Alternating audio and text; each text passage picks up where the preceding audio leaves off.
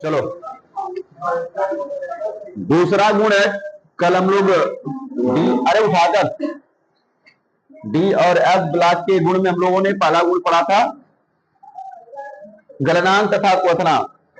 ठीक है, आज हम लोग पढ़ेंगे चुंबकीय गुण।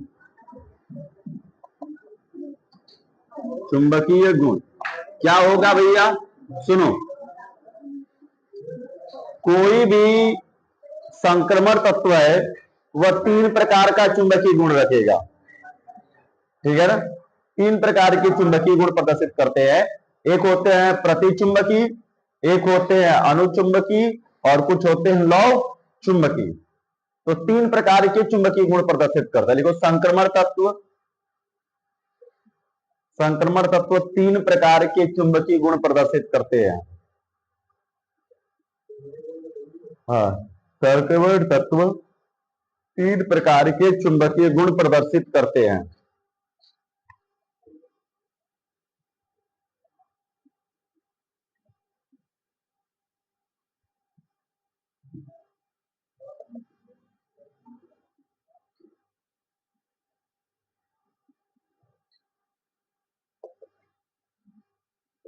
तीन प्रकार के चुंबकीय गुण प्रदर्शित करते हैं।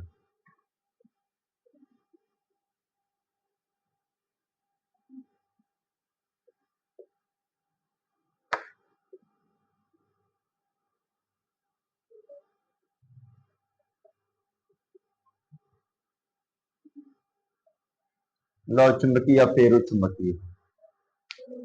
ठीक है ना? प्रतिचुंबकीय, अनुचुंबकीय, लौह चुंबकीय या फेरो चुंबकीय।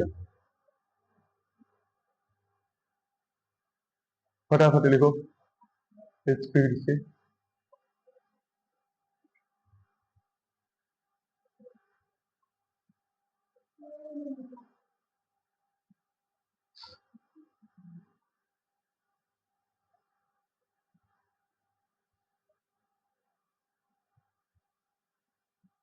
तो कोई भी संक्रमण तत्व होगा तीन प्रकार का कैरेक्टर देगा अपना। एक एक कैरेक्टर के बारे में जानेंगे। पहला है प्रतिचुंबकीय।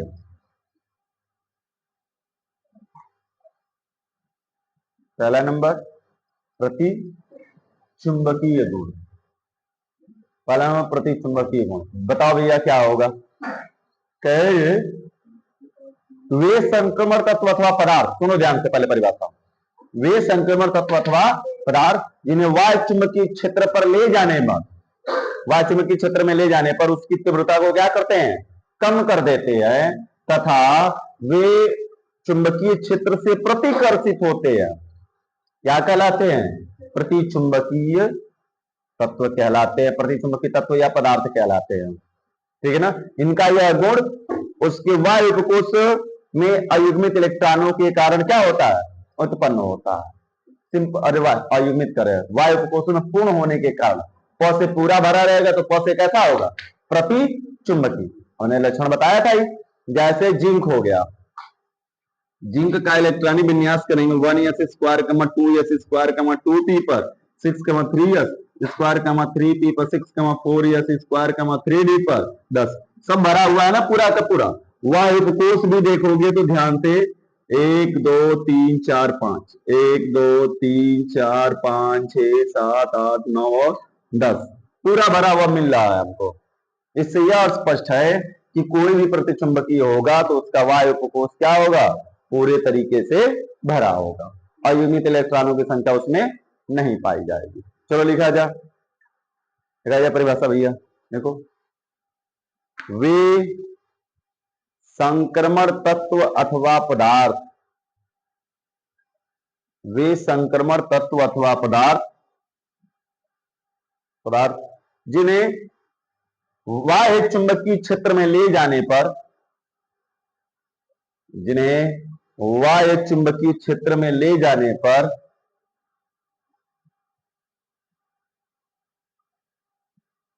वे संक्रमण तत्व या पदार्थ जिन्हें वाह्य चुंबकीय क्षेत्र में ले जाने पर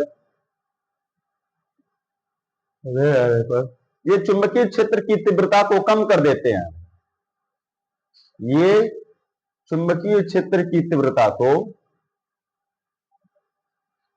ये चुंबकीय क्षेत्र की तीव्रता को कम कर देते हैं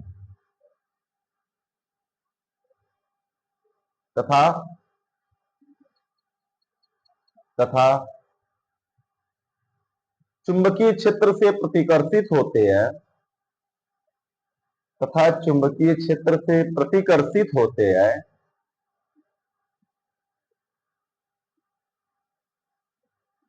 तथा चुंबकीय क्षेत्र से प्रतिकर्षित होते हैं। आगे जो बच्चा आगे खा लेगा। तथा चुंबकीय क्षेत्र से प्रतिकर्षित होते हैं प्रतिचुंबकीय तत्व अथवा पदार्थ कहलाते हैं। प्रतिचुंबकीय तत्व अथवा पदार्थ कहलाते हैं।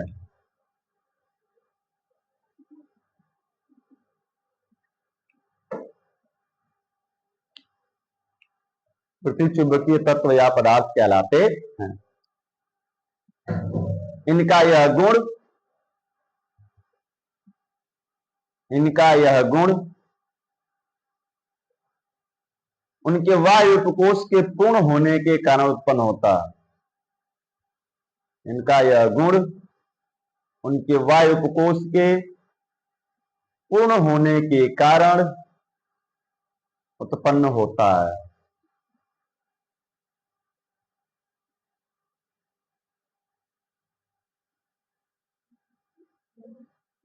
इनका यह गुण उनके वायु उपकोष के पूर्ण होने के कारण उत्पन्न होता है। पूर्ण मतलब पूरा भरे होने के कारण, ठीक है ना।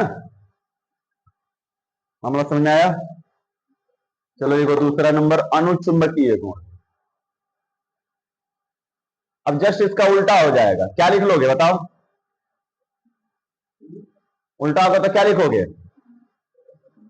वे संक्रमण तत्व अथवा पदार्थ जिन्हें वायु चुंबकीय क्षेत्र में ले जाने पर चुंबकीय क्षेत्र की तीव्रता को क्या करते हैं?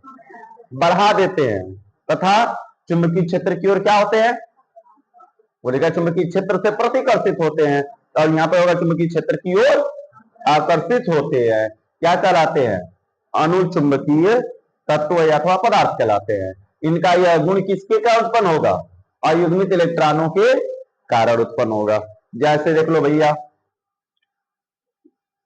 अगर एम काम कर रहे हैं तो 1s square 2s square 2p6 3s square 3p6 4s square और 3d पर 5। तो देखो डी में अनपेड इलेक्ट्रॉन आ रहा है कि नहीं भैया? 1 2 3 4 5 अनपेड यानी अयुग्मित है। सीधा सीधा चलो लिखो। वे संक्रमण तत्व अथवा पदार्थ वे संक्रमण तत्व अथवा पदार्थ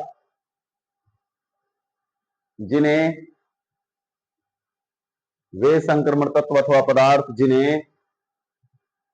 वायु चुंबकीय क्षेत्र में ले जाने पर वे संक्रमण तत्व अथवा पदार्थ जिन्हें वायु चुंबकीय क्षेत्र में ले जाने पर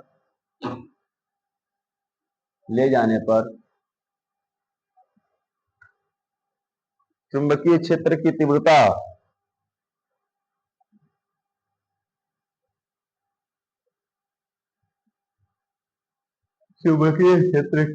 बढ़ा देते हैं। चुंबकीय क्षेत्र की तीव्रता बढ़ा देते हैं तथा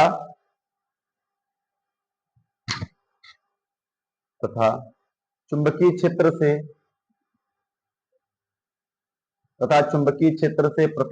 आकर्षित हो चुंबकीय क्षेत्र की ओर से नहीं लिखेगा तथा चुंबकीय क्षेत्र की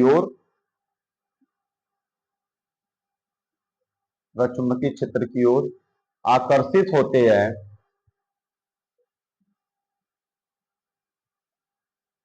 चुंबकीय क्षेत्र की ओर आकर्षित होते हैं अनुचुंबकीय तत्व या पदार्थ कहलाते हैं। अनुचुंबकीय तत्व या पदार्थ कहलाते हैं।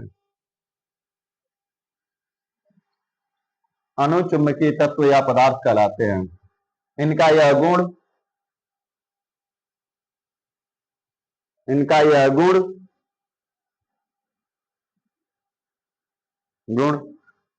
उसके वायु उपकोष में उपस्थित अयुग्मित इलेक्ट्रॉनों के कारण उत्पन्न होता है। इनका यह गुण बाह्य उपकोष में उपस्थित अयुग्मित इलेक्ट्रॉनों के कारण होता है।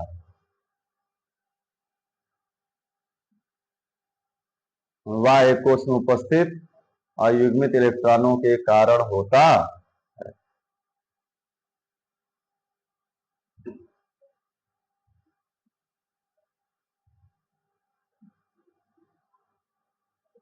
हो गया। चला जाए अगला नंबर, लौह चुंबकीय गुण। अगला नंबर है लौह चुंबकीय गुण।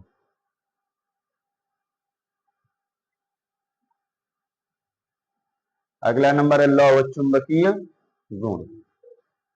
क्या होगा बच्चा लौह चुंबकीय गुण? सिंपल सी बात होगी जी, कुछ थोड़ा सा एडिट किया जाएगा।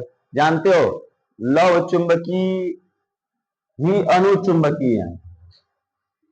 जो लौह चुंबकीय वो कैसे होते हैं? अनुचुंबकीय होते हैं। इसका क्या मतलब हुआ सर जी? इसका मतलब समझा जा तो सुनो, वे संक्रमण तत्व अथवा पदार्थ जो चुंबकीय क्षेत्र की ओर तीव्रता से आकर्षित होते हैं। देखो न्योता दो तरीके के आदमी को मिलता है। एक न्योता मिला हमें और एक न्योता मिला अरविंद सर जी को खाने के लिए, एक ही जगह जाना हो, ठीक है ना। तो हमें पता है कि हम जाकर खाएंगे ही कितना, 4-5 पूरी बस। उनको यह पता है कि हमको कम से कम 20-25 चाहिए। और जल्दबाजी में नहीं जाएंगे तो अगर खत्म हो गया तो मामला खत्म, गड़बड़ा जाएगा। यह दोनों ही अयुग्मित है, दोनों का पेट खाली है, अनपेड़ है, और दोनों ही जा रहे हैं। तो चुंबकीय क्षेत्र की ओर क्या हो रहे हैं? आकर्षित हो रहे हैं, ठीक है ना। एक क्या हो रहा है? धीमे धीमे जा रहा है, और एक क्या हो रहा है? तेजी से जा रहा है। समझ पा रहे बातों को? तो दोनों ही जा रहे हैं, तो दोनों के दोनों पहले क्या होंगे? अनुचुंबकीय। क्लियर है ना। अयुग्मित है तभी चुंबकीय क्षेत्र की ओर क्या हो रहे हैं? आकर्षित हो रहे हैं। लेकिन एक अंतर हो गया, एक तेजी से जा रहा है। इसका यह मतलब है कि वह क्या है? लौह चुंबकीय। वह तीव्रता से आकर्षित हो रहा है। लोहे का गुण लौह चुंबकीय या फेरो चुंबकीय कहलाता है। जितने भी फेरो चुंबकीय होंगे या लौह चुंबकीय होंगे, वे सारे के सारे क्या होंगे? अनुचुंबकीय। लेकिन क्या सारे के सारे अनुचुंबकीय लौह चुंबकीय बन जाएंगे? क्या जितने लोगों को न्योता मिला था, क्या सभी के सभी ही दौड़ते भागते गए होंगे क्या खाने के लिए? वो में से 10-5-20 रहे होंगे जो दौड़ के गए होंगे खाने के लिए कि पहले चल के नहीं खा लेंगे तो खाना खत्म हो जाएगा। बाकी सभी आराम से गए होंगे। तो जो दौड़ के गए या जो आराम से गए, वे सभी के सभी क्या है? पहले अनुचुंबकीय है। बाद में हम कहेंगे देखा एकदम से एकदम बुखरा है, कहा पूरा दौड़ के चला गया खाने के लिए, तो वह लौह चुंबकीय की श्रेणी में आ जाएंगे, ठीक है ना। तो बाद में नोट्स में लिखवाएंगे कि सभी लौह चुंबकीय क्या होते हैं? अनुचुंबकीय होते हैं। लेकिन सभी अनुचुंबकीय लौह चुंबकीय नहीं होते। अब लौह चुंबकीय कौन से है तो इसको याद रखना पड़ेगा। कई बार पेपर में पूछा हुआ है, 4 गो विकल्प दे देगा, कहेगा बताइए निम्न में से कौन है जो तेजी से चुंबकीय क्षेत्र की ओर जाता है? चाहे ऐसे कह दे, तेजी से चुंबकीय क्षेत्र की ओर जाता है, तीव्रता से आकर्षित होता है, या चुंबकीय गुण किसका सबसे ज्यादा है? मैग्नेटिक गुण किसका सबसे ज्यादा है? तो लौह चुंबकीय के ही कई सारे नाम हो गए। तो ये इसको याद करने का सबसे अच्छा आसान तरीका है फेकोनीमन। फेकोनीमन, ठीक है ना। याद करोगे 26, 27, दिस इज द 28,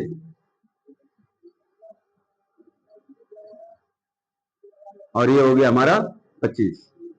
ऐसे याद कर सकते हो, या 25, 26, 27, 28 ऐसे याद कर सकते हो, ठीक है ना। कोड फेकोनीमन, तो इस तरीके से याद हो जाएगा। यही है बस 4, आदि भी कुछ और है 1-2, लेकिन हमारे संक्रमण तत्व में यही है इतिस इत्यादि। इनमें से कोई ना कोई, चाहे इनका धनायन हो, चाहे इनका धनायन दिया गया हो, या फिर ये सामान्य अवस्था में हो, ये चुंबकीय क्षेत्र की ओर क्या होंगे? तेजी से आकर्षित होंगे, प्रबलता पूर्वक जाएंगे, यानी चुंबकीय गुण इनका क्या पाया जाएगा? अधिक पाया जाएगा। लिखो वे संक्रमण तत्व अथवा पदार्थ, वे संक्रमण तत्व अथवा पदार्थ, वे संक्रमण तत्व अथवा पदार्थ जो चुंबकीय क्षेत्र की ओर, वे संक्रमण तत्व अथवा पदार्थ जो चुंबकीय क्षेत्र की ओर, चुंबकीय क्षेत्र की ओर तीव्रता से आकर्षित होते हैं,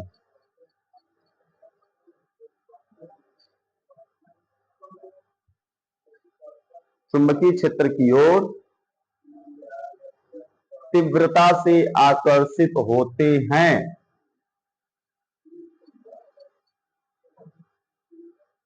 तीव्रता से आकर्षित होते हैं, लव चुंबकीय पदार्थ कहलाते हैं। वे संक्रमण तत्व अथवा पदार्थ जो चुंबकीय क्षेत्र की ओर तीव्रता से आकर्षित होते हैं, लव चुंबकीय पदार्थ कहलाते हैं।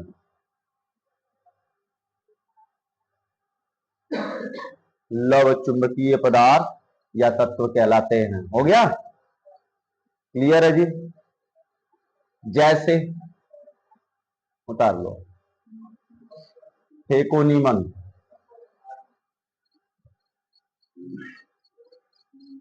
फटाफट उतारो।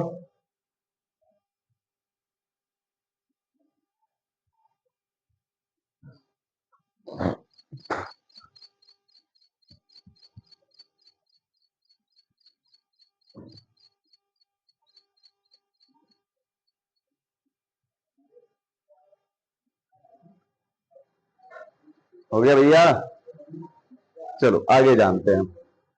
नोट लिखा जाए, NOTE, नोटी या नोट, बोले देखो, देखो सभी लौह चुंबकीय तत्व अथवा पदार्थ, सभी लौह चुंबकीय तत्व अथवा पदार्थ, सभी लौह चुंबकीय तत्व अथवा पदार्थ अनुचुंबकीय होते हैं। सभी लौह चुंबकीय तत्व अथवा पदार्थ क्या होते हैं बच्चों? अनुचुंबकीय होते हैं। परंतु परंतु सभी अनुचुंबकीय परंतु सभी अनुचुंबकीय लव चुंबकीय नहीं होते। परंतु सभी अनुचुंबकीय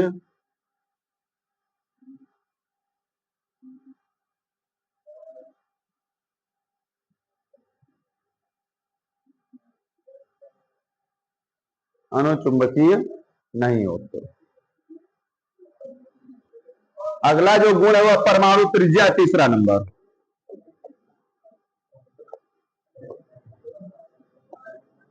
क्या होगा भैया? हम कहेंगे किसी परमाणु के संक्रमण तत्व में बाएं से दाएं जाने पर परमाणु त्रिज्या क्रमशः घटती है, परंतु वर्ग में ऊपर से नीचे आने पर परमाणु त्रिज्या बढ़ती है। ये बात तो कह जाइए, लेकिन उससे पहले जाना जाएगा परमाणु त्रिज्या कहते किसे हैं।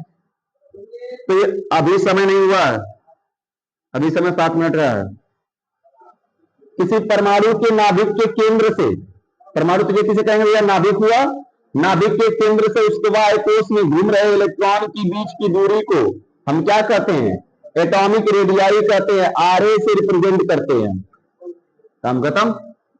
किसी परमाणु की जो परमाणु त्रिज्या होती है 10 के पावर, RA का मान 10 के पावर -10 मीटर होती है।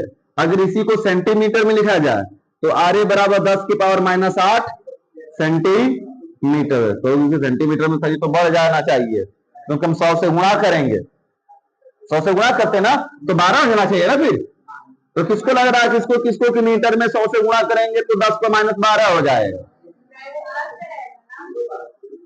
10 के पावर -10 गुणते 10 के 100 का गुणा करेंगे 10 के पावर 2, आधार समान तो घात जुड़ेगी, तो 10 + 10 + 2, तो ये प्लस ये माइनस में है तो घट जाएगा, घट के कितना हो जाएगा?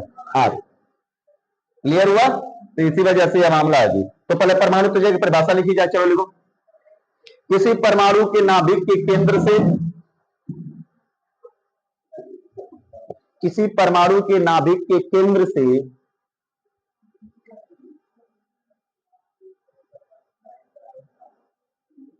किसी परमाणु के नाभिक के केंद्र से वाह्य कोश में उपस्थित, किसी परमाणु के नाभिक के केंद्र से वाह्य कोश में उपस्थित इलेक्ट्रॉन की बीच की दूरी को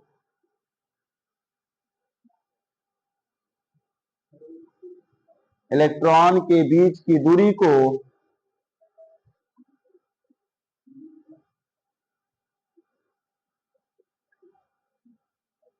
इलेक्ट्रॉन के बीच की दूरी को परमाणु त्रिज्या कहते हैं।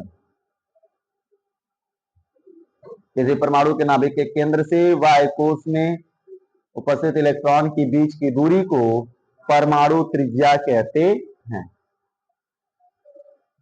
हो गया भैया? परमाणु त्रिज्या को आरए द्वारा प्रदर्शित करते हैं। परमाणु त्रिज्या को आर ए द्वारा प्रदर्शित करते।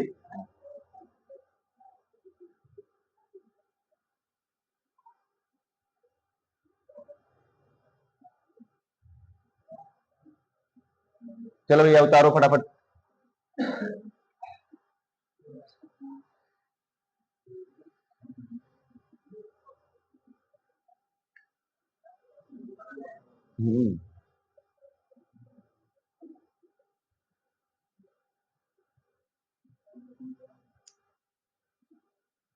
हाँ नहीं, क्या हुआ पड़ा है?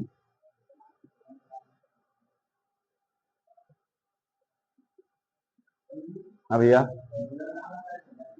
हाँ बिचवा में? अरे भैया गोला बीचा में का रहे न्यूट्रॉन प्रोटॉन में रहता। एन और पी है, यहां से यहां तक है, बीच का दूरी आर ए लिखे हैं। तो ये नहीं पूछेगा तुमसे, पूछेगा क्या जो अब लिखाने जा रहे हो वो विकल्पी में सवाल आएगा उससे। देखो अगली हेडिंग नहीं, इसी में हेडिंग है, अगली हेडिंग नंबर मत डाल लेना। देखो संक्रमण तत्वों का आवर्त, संक्रमण तत्वों की परमाणु त्रिज्या, संक्रमण तत्वों की परमाणु त्रिज्या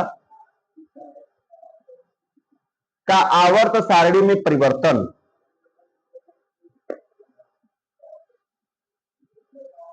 संक्रमण तत्वों की परमाणु त्रिज्या का आवर्त सारणी में परिवर्तन। ठीक है ना? तो कल इस बात को हम लोग लिखेंगे कि संक्रमण तत्व में बाएं से कहां जाने पर, दाएं जाने पर संक्रमण तत्वों की जो परमाणु त्रिज्या है वह क्रमशः क्या होती है? घटती है।